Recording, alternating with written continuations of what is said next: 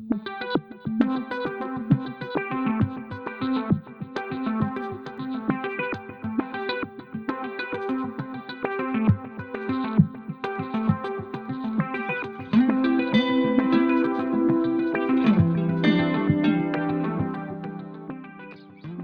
it's Mike Whiteside with Black Dog Salvage, and we're in Loudoun County at One Loudoun, which is a planned community.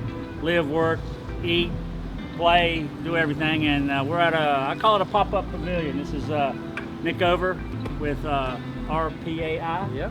And I'll let Nick tell his story a little bit. Yeah, we had the idea to do some pop-up retail sipping containers and some kind of deck, but we needed something interesting, something unique.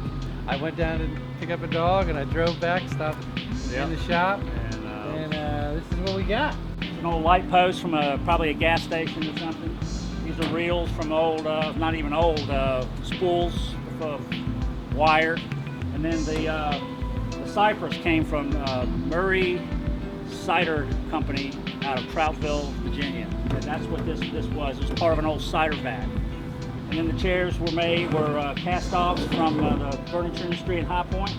And then Patrick, our guide, shop foreman, took the wood from the Bemis Mill, right, that we did in Jackson, Tennessee, and he cut it and made the backs and the slats. Well, don't forget this. The piece de resistance is the cornhole boards that were made from railroad car sides, and we cut the graffiti off.